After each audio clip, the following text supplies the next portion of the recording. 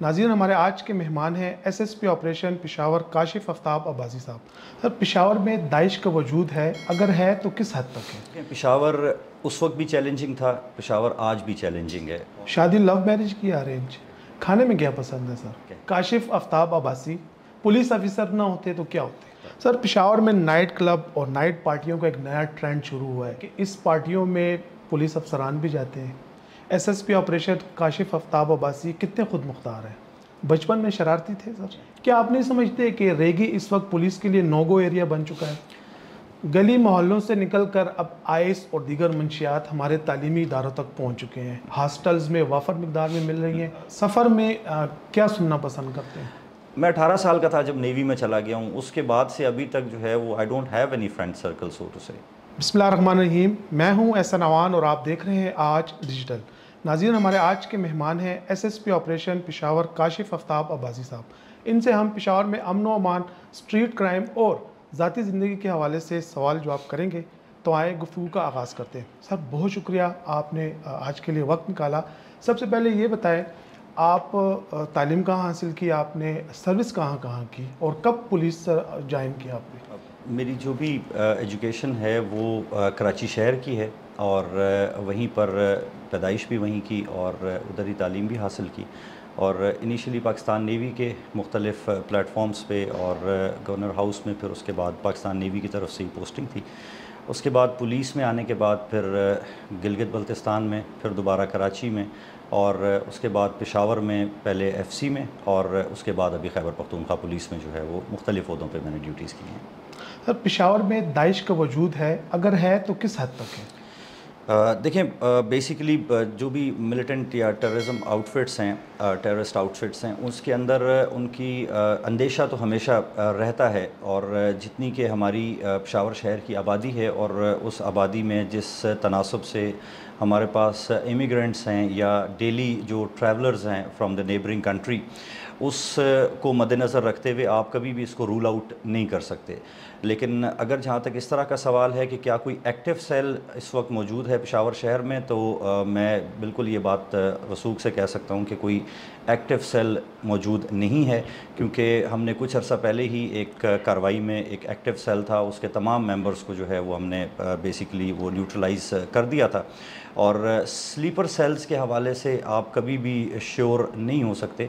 और वो ये है कि बहरहाल जो मुताल्लिका इदारे हैं वो इस हवाले से दिन रात अपना काम करते हैं और अगर कोई इस तरह की एक्टिविटी रिपोर्ट होती है तो उस पर फ़ौरी तौर पे जो है वो अपने जो इंतज़ामात है वो भी करते हैं और इक़दाम भी लेते हैं।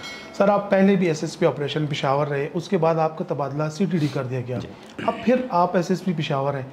उस वक्त के पेशावर और आज के पेशावर को किस नज़र से देखते हैं? देखें, पेशावर उस वक्त भी चैलेंजिंग था, पेशावर आज भी चैलेंजिंग है। और पेशावर की जो आपकी असाइनमेंट है वो आपको किसी भी किस्म की जो लैक्सिटी है वो अफोर्ड नहीं करती।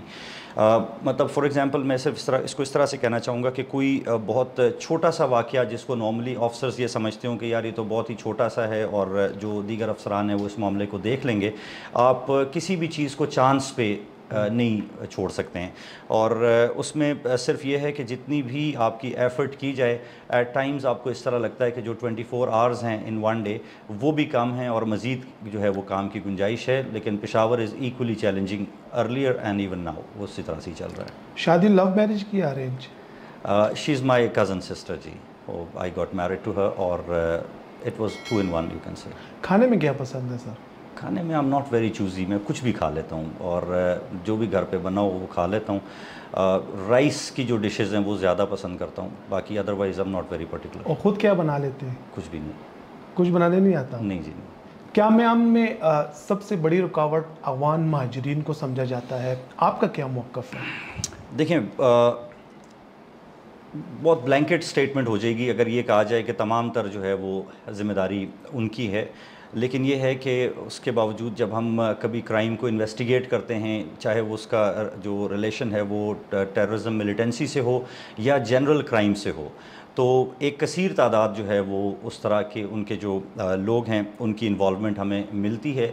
लेकिन ये नहीं कहा जा सकता कि सारी की सारी उनकी है। लेकिन ये कि मतलब एक साइजेबल नंबर में जो है उनके भी जो लोग हैं वो मुख्तलिफ़ किस्म के जो है वो क्राइम्स में इन्वॉल्व हैं, और बेसिकली उन्होंने हमारे सिस्टम को समझ लिया है और बहुत ही बारीक तरीके से जो है वो हमारे सिस्टम को मैनिपुलेट भी करते हैं और अपने बेनिफिट के लिए इस्तेमाल करते हैं। काशिफ आफ्ताब अब्बासी पुलिस ऑफिसर ना होते तो क्या होते? ओके, पुलिस ऑफिसर ना होता तो शायद नेवल ऑफिसर होता, शायद नहीं, फॉर श्योर नेवल ऑफिसर होता। अगर वो भी ना होता तो शायद अपने वालिद साहब के साथ कोई छोटा मोटा बिजनेस कर रहा होता। ज़िंदगी का कोई यादगार लम्हा बताएं। ये कहना बड़ा मुश्किल है, बहुत सारे होते हैं, ठीक है, और लेकिन ये है कि तमाम के तमाम जो हैं वो काम से रिलेटेड हैं, और अगर जो यादगार लम्हात हैं ज़िंदगी के तो वो जो ट्रेनिंग के लम्हात होते हैं वो हमेशा इंसान को याद रहते हैं, और वो ट्रेनिंग से रिलेटेड ही हैं। किस चीज़ का शौक़ रहा है सर आपको शुरू से ही? शुरू से जब मैं बहुत छोटा था तब से मतलब मुझे ये लगता था कि जी किसी न किसी आर्म्ड फोर्सेस में से एक ना एक में लाजमी जो है वो ज्वाइन करना है, और बेसिकली ज़्यादातर मेरी अपनी ख्वाहिश ये थी कि पाकिस्तान आर्मी को ज्वाइन करना है। लेकिन जब मैं एफएससी करके फ्री हुआ तो उसके बाद जो पहली ऑप्शन मुझे अवेलेबल थी वो पाकिस्तान नेवी की थी, और मैंने उसमें अप्लाई किया, और फिर ख़ुद ही खुद सारे जो स्टेप्स थे वो चलते चले गए। तो फिर मैंने आर्मी के लिए अप्लाई किया, लेकिन उसमें हुआ इस तरह से कि जो पाकिस्तान नेवी की मेरी आईएसएसबी की डेट थी वो और पाकिस्तान आर्मी का जो इनिशियल टेस्ट था उसकी डेट्स जो हैं वो कोइंसाइड हो गई। मैंने प्रेफर किया आईएसएसबी में जाना, और वो फिर इनिशियल टेस्ट मैंने नहीं दिया, and that's how I join Pakistan navy. एक पुलिस ऑफिसर का बहुत मशहूर कॉल है सर कि जब नाके आपके शहर की तरफ आ जाएं तो समझ लें आपके मुहाफ़िज़ नाकामी की सरहदों पर खड़े हैं। आप इस कॉल से इत्तेफाक करेंगे? नहीं, मैं बिल्कुल इस बात से इत्तेफाक नहीं करूँगा कि अगर नाके जो हैं वो आपकी जो बेसिकली अर्बन सेंटर्स हैं उसमें नज़दीक आ जाएं तो मतलब इसका मतलब है कि हम नाकामी की दहलीज़ पे खड़े हैं। बिल्कुल ऐसा नहीं है। इसकी एक और भी सूरत ये है कि जो आपके मुहाफ़िज़ हैं वो इस हद तक जो है वो सेंसिटाइज्ड हों कि वो अपने तौर पे फिर दोबारा से एक दफ़ा उस तमाम प्रोसेस को जो है वो रीडू करना चाहते हों, और उसमें वो ये चाहते हों कि आप लोगों की जो ज़िंदगी है और जो शहरियों की नक़्ल व हरकत है उसको महफूज बनाया जाए, तो उस सिलसिले में ये नाकाबंदियाँ जो हैं वो की जाती हैं। लेकिन मैं दूसरी वाली बात से मैं बिल्कुल एग्री नहीं करता। सर पेशावर में नाइट क्लब और नाइट पार्टियों का एक नया ट्रेंड शुरू हुआ है, इस बात में कितनी हकीकत है कि इस पार्टियों में पुलिस अफसरान भी जाते हैं? देखें, हर इंसान की एक कोई प्राइवेट लाइफ होती है, मैं उस पर कमेंट नहीं करना चाहूँगा, लेकिन ये है कि सिर्फ मैं ये कहूँगा कि पुलिस ऑफिसर्स ही नहीं बल्कि शायद बहुत सारे और लोग भी जाते हों, लेकिन अगर किसी पुलिस ऑफिसर की किसी इस किस्म की ऑब्सीन एक्टिविटी की कोई इन्फॉर्मेशन मिलेगी तो यकीनन कानून के मुताबिक कार्रवाई करेंगे उसके खिलाफ। हाल ही में एक तजुर्बा किया गया, PSIs को SHO लगाया गया, बाज़ SHOs करप्शन में पकड़े भी गए। आप क्या समझते हैं, ये तजुर्बा इसी तरह चलता रहेगा या इसको रुकना चाहिए? देखें, बेसिकली ये एक्सपेरिमेंट एक यूँ समझ लें कि इसलिए किया गया था कि कुछ ऑफिसर्स थे वो बहुत अरसे से मुतवातर जो है वो पेशावर शहर में SHOs one after the other मुख्तलिफ़ थाना जात में ही वो अपने फ़राइज़ अंजाम दे रहे थे, और एक तरह से एक कॉम्प्लिसेंसी का एलिमेंट जो है वो क्रीप इन करना शुरू हो गया था। कहीं ना कहीं उन ऑफिसर्स के जहन में ये बैठता जा रहा था कि पेशावर और पेशावर का निज़ाम जो है वो हमारे बग़ैर नहीं चल सकता। उस चीज़ को मद्देनज़र रखते हुए एक एक्सपेरिमेंट के तौर पे जो हमारे प्रोबेशनरी ऑफिसर्स हैं और जो कि यंग ऑफिसर्स हैं, एजुकेटेड ऑफिसर्स हैं, पब्लिक सर्विस कमीशन के ज़रिए अपने एग्ज़ाम्स को दे के और फिर पुलिस के महकमे में शामिल होते हैं, तो उनको basically as a test case हमने लास्ट टेन्योर में 3 ऑफिसर्स को ये मौका दिया था। और बेसिकली उसके कुछ प्लस अपने हैं, कुछ माइनसेस हैं, क्योंकि हर चीज़ के आपको पता है कुछ ना कुछ प्रोज होते हैं, कुछ कॉन्स होते हैं। जब नए ऑफिसर्स को आप मौका देते हैं तो यकीनन जो एक्सपीरियंस है वो वाली साइड जो है वो कॉम्प्रोमाइज़ होती है, और यकीनी तौर पे उनमें से कुछ ऑफिसर्स बहुत अच्छा परफॉर्म कर रहे हैं, कुछ ने बेसिकली एवरेज परफॉर्म किया है, और आई वुड एडमिट कि कुछ ने अच्छा परफॉर्म नहीं भी किया। लेकिन यही चेंज का प्रोसेस है, इसी तरीके से हम आगे चलते हैं कि जो अच्छा परफॉर्म करते हैं उनको मज़ीद मौका देते हैं, जो एवरेज परफॉर्म करते करते हैं उसमें हम ये देखते हैं कि क्या इसकी परफॉर्मेंस में बेहतरी की गुंजाइश है या नहीं है। अगर बेहतरी की गुंजाइश होती है तो फिर उनको काउंसिल भी करते हैं, फिर उसके अलावा उनके ख़िलाफ़ जो है वो महकमाना तौर पे जो है वो उनको वेकअप कॉल के तौर पे हम कुछ ना कुछ मज़ीद भी वो करते हैं। लेकिन अगर कहीं ऐसा लगे कि वो कोई कॉम्प्लिसेंसी इनके अंदर भी आ रही है तो फिर वो ऑप्शन अवेलेबल है, हम उनको रिमूव करके किसी दूसरे को मौका दे देते हैं। बट येस, इस एक्सपेरिमेंट से एक हद तक बेहतरी आई है, लेकिन उसमें बहुत ज़्यादा मज़ीद काम की ज़रूरत है, बिकॉज़ इन्होंने तजर्बा अभी हासिल करना है। जब ये एक्सपीरियंस्ड होंगे तो उसके बाद फिर उसको बेसिकली इक्वेट करना जो है वो पॉसिबल होगा। लेकिन यह कि we are very alert to the situation कि कितना वो उसका फ़ायदा हो रहा है, जहाँ हो रहा है उसको कंटिन्यू कर रहे हैं, जहाँ नहीं हो रहा तो उसको फिर हम डिसकंटिन्यू करके किसी दूसरे ऑफिसर को भी मौका दे रहे हैं। SSP ऑपरेशन काशिफ आफ्ताब अब्बासी कितने खुद मुख्तार हैं? I think I am completely independent. जहाँ तक ऑपरेशंस के जितने भी मामलात हैं उनके अंदर कंप्लीट मेरे पास अथॉरिटी है, कंप्लीट अटॉनमी है। और उसके साथ साथ नेचुरली जो ज़िम्मेदारियाँ या जो चीज़ें CCPO साहब के पास हैं वो CCPO साहब के पास हैं, और काफ़ी हद तक एडमिनिस्ट्रेटिव अथॉरिटी जो है और ऑपरेशनल अथॉरिटी है, like for example upper subordinates तक की जो अथॉरिटी है वो SSP ऑपरेशंस के पास है, and I exercise that with complete अटॉनमी। SHOs की जो अपॉइंटमेंट है या DSPs की या SP, जो SHOs एंड DSPs हैं वो CCPO साहब करते हैं, और जो SPs हैं वो CPO से होते हैं। लेकिन जो मेरे डोमेन की हैं उसमें I am pretty let's say independent, और दबाव बाज़ औक़ात ज़रूर होता है दबाव, लेकिन किसी और मामले में नहीं है, सिवाय इस मामले के परफॉर्मेंस के ऊपर इस वक्त IG साहब का भी बहुत प्रेशर होता है, और वो बहुत माइन्यूटली चीज़ों का मुशाहिदा भी करते हैं, चीज़ों को चेक भी करते हैं, और उनका एक बहुत अच्छा इन्फॉर्मेशन का नेटवर्क है। और शहर में होने वाली कोई भी चीज़ हो, कोई भी कहीं पे ख़राबी होती है तो सबसे पहले IG साहब हमें वेकअप कॉल देते हैं कि इस चीज़ को अटेंड करें, इसको देखें। प्रेशर है परफॉर्मेंस के हिसाब से, लेकिन अदरवाइज़ जो है वो आप ये नहीं कह सकते कि किसी किस्म का कोई दबाव है। बचपन में शरारती थे सर? बिल्कुल भी नहीं। दोस्तों के साथ बैठकर क्या गपशप लगाते हैं?